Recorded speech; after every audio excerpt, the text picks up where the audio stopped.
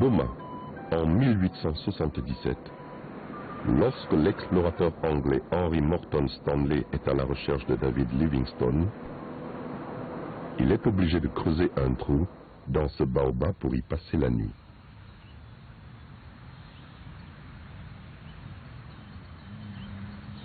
La ville de Boma n'est encore qu'une cité très calme et très effacée.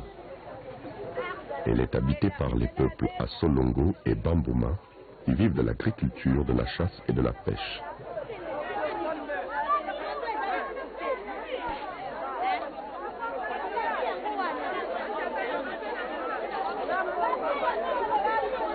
Activité favorisée par la présence de la célèbre et dense forêt du Mayumbe et du fleuve Congo qui se trouve dans l'océan Atlantique.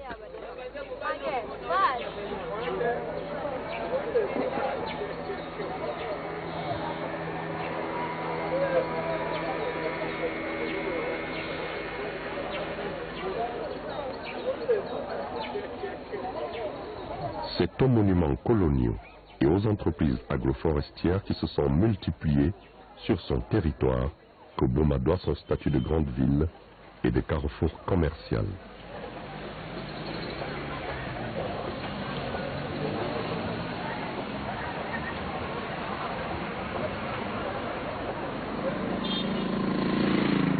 Ici, hommes d'affaires, touristes, commerçants et fonctionnaires vivent en parfaite harmonie avec les originaires qui apprécient la présence de cette élite venue apporter prestige et richesse à leur ville.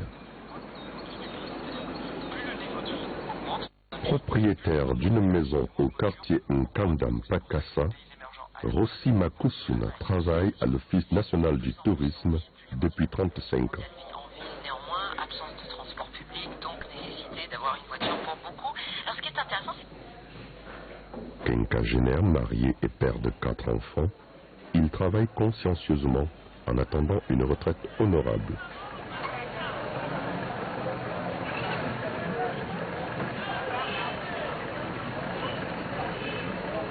Il s'occupe des sites touristiques.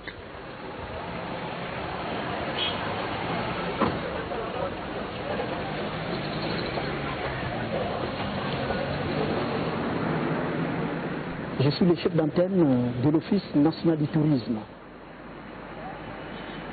Boma n'était pas à l'époque une ville, mais c'était un long et grand village. Le village était vers là où se trouve aujourd'hui le palais de la justice, c'est-à-dire le parquet ou le tribunal de grande instance. Et le village a quitté là où il était. Boma était devenue une ville en 1971 avec l'ordonnance présidentielle.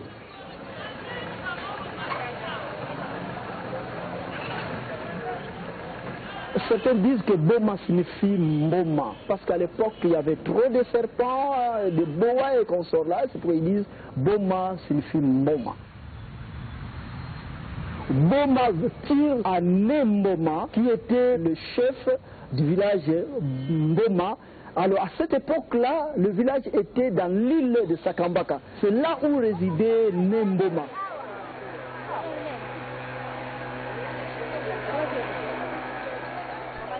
Mboma c'était un clan. Mboma, Solongo, tous ces gens-là résidaient dans l'île de Sakamba. Et puis le blanc, quand ils sont arrivés, ils suppriment le M, ça devient Boma. Ils ont implanté l'administration qui suivait aussi première ville administrative ici à Boma. Parce qu'après Vivi, c'est Boma.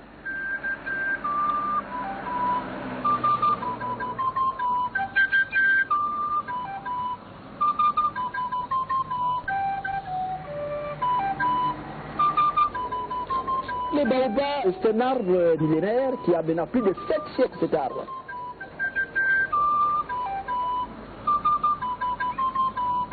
Cette porte, pour Stanley, elle n'est pas authentique.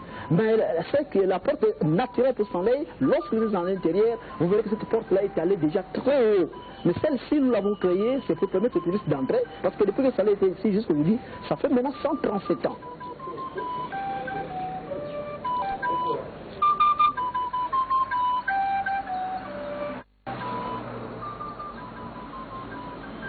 Dans les périphéries de Boma, des bananeraies, des palmeraies et des plantations de manioc montrent que Boma est non seulement une cité où 60% de la population vit de l'agriculture, mais aussi constitue bel et bien le grenier de la province du Bas-Congo.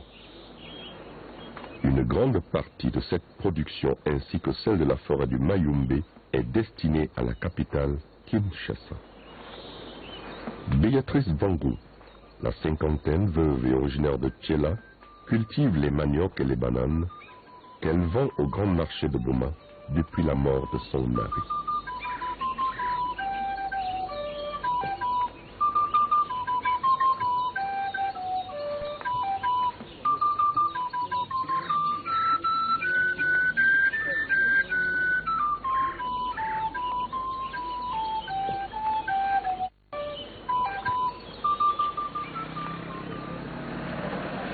Au rond-point Boma 2, la statue en hommage à la femme paysanne s'impose mieux, revendiquant plus que jamais la vocation agricole de la ville. Pour affirmer sa mutation de cité agropastorale à une ville portuaire et moderne, la statue en hommage aux cultivateurs africains, jadis érigée sur le pont Kimpoto, a disparu pour faire place à ce timonier.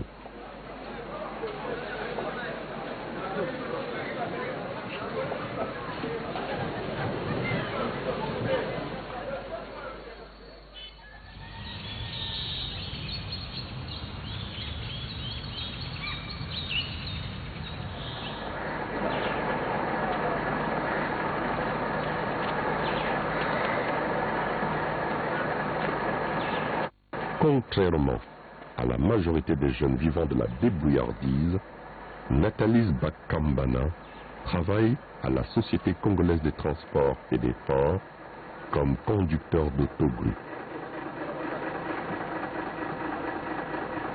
Chaque matin, il est transporté d'ici pour son service.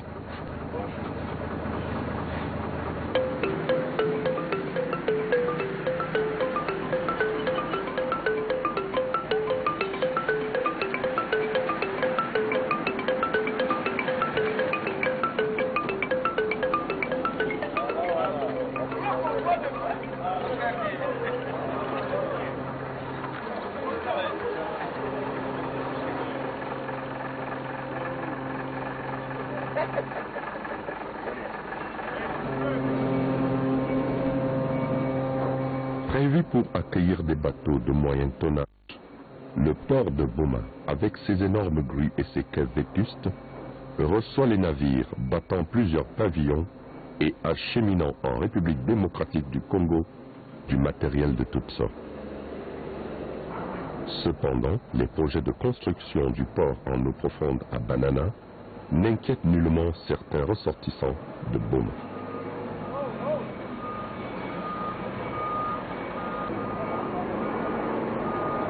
Il y a déjà port international. Il y a déjà port international. Il y a déjà port international. Il y a des projets gouvernement. Il y a des ports en eau profonde. Comme la passe-beau, il y a des pattes de système.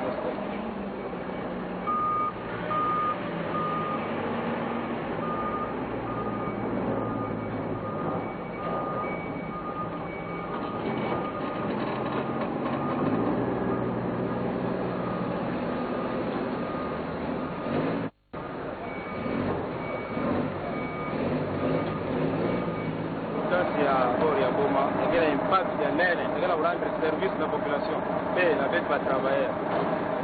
Il y a aussi santé, à la port à Boma, va améliorer le port, va arranger les bêtes, il y a un impeccable, ça va construire bien fait. C'est qu'il y a un ingénieur, il y a compétence, mais il y a rien praticable. Il faut que la toile, la bonne nature, la belle, on a port, ça va rétablir. Tu vas dans la port, on va avoir le zéro, on va avoir la face.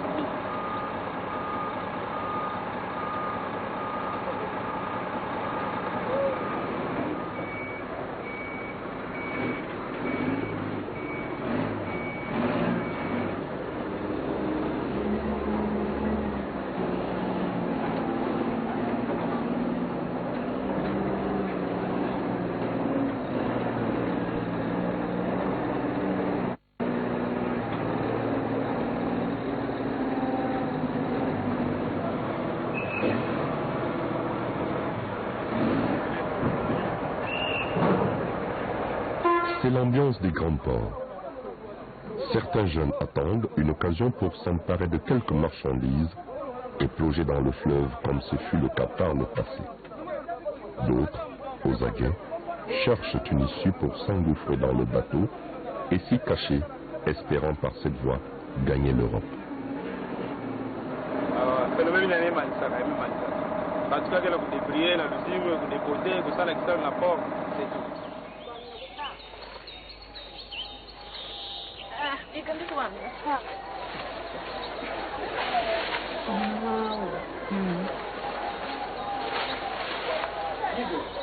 Sala tala kabane, tala kana inzo Mukuza kuta veni diambo kwako. Mmekwenda teki sabetu baka mokima kudi Gamena ni betu yako kudia na suke. Kaya. Ndio takwanda kakubana kamona tatu bali meleka na inzo. Wade ba kutu.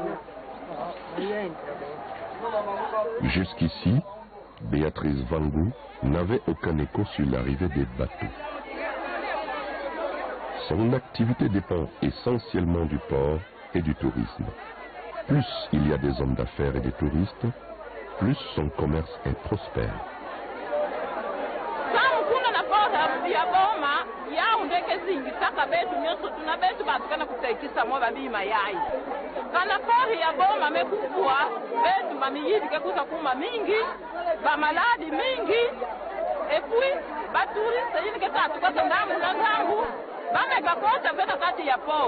Bamekatanga ya moyebo kuzo na pore ikeleve alo betu betike kuza souffrire souffrance ke kuza kota mingi na betu wana bo.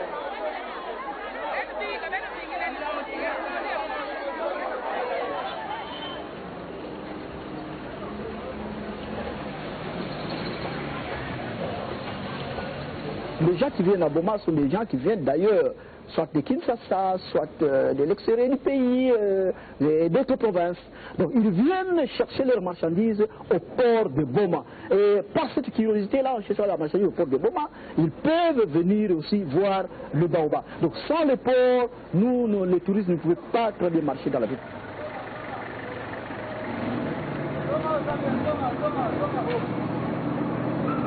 À l'époque, il y avait des gens qui venaient souvent pour faire le dédouanement. Et quand ils viennent passer leur séjour à Boma pour le dédouanement, ils s'intéressaient au site Baobab de Stanley. Comme vous le savez, il y avait une mesure gouvernementale sur le véhicule, les anciens véhicules là, et qui datent plus de 10 ans. C'est ce qui fait qu'aujourd'hui, ces gens-là qui venaient de temps à autre et qui nous amenaient les visiteurs ne viennent plus, ils viennent à compte-gouttes. Ce qui fait que chez nous aussi la visite ici chez nous a diminué. Et vous pouvez aussi les trouver, même dans des hôtels, même dans des restaurants, partout, la visite a diminué. Sans le port, il y aura beaucoup de chômeurs dans la ville de Boma. Parce qu'au niveau du port, il y a des démarcheurs, il y a ceux qui sont mariés, qui entrent, qui font leur travail. Et maintenant, quand ce port ne va plus exister, tout serait foutu et il y a les banditistes qui se créent dans la ville. Ça serait alors une catastrophe pour nous.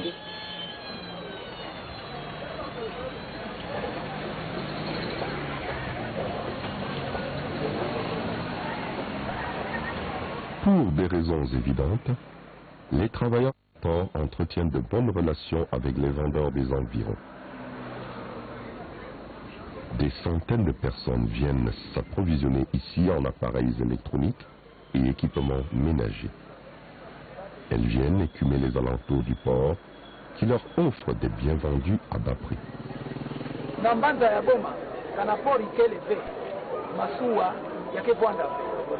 Kana masuwa ke bwanda ve bisalu yake monana ve kana bisalu ikele ve bilokos yake sala monana ve vraiment yake kia di pempasi po bantu nyonso bake kuma bamiyibi et puis kisomele yake bwanda mingi yake pasi penza na mbanza ya Boma. Aujourd'hui, la population de Boma voudrait oublier les périodes difficiles que sa ville a connues. Périodes qui sont très loin de l'arrivée du colonisateur, qui a organisé l'implantation des premières infrastructures.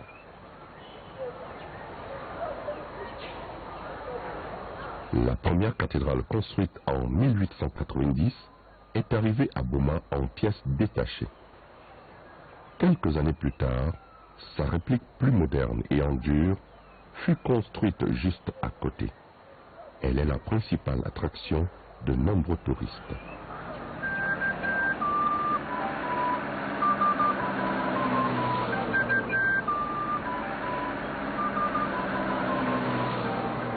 Boma importe toujours des véhicules neufs de marques récentes qui n'ont rien à voir avec la toute première voiture arrivée au Congo, aujourd'hui parquée à la résidence Fischer au bord du premier port fluvial.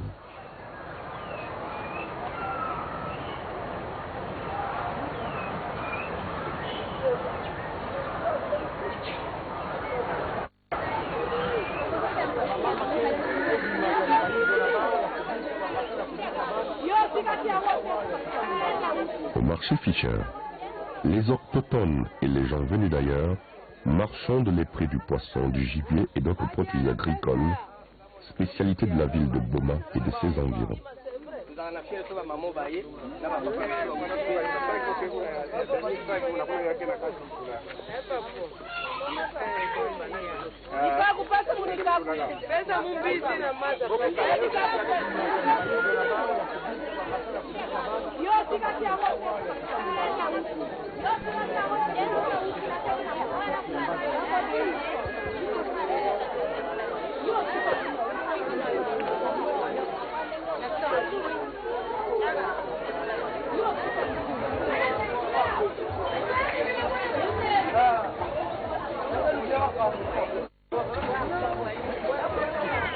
Au marché de Boma, Béatrice Vango a déjà perdu tout espoir de vendre quand Rossi arrive à la tête d'un groupe d'amis pour acheter quelques produits.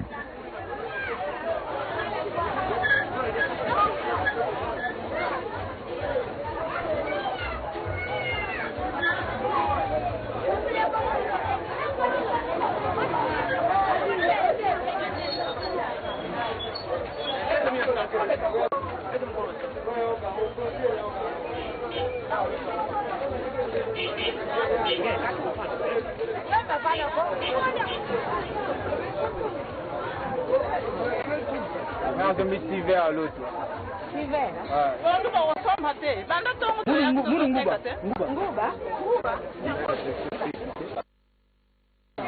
Nguba.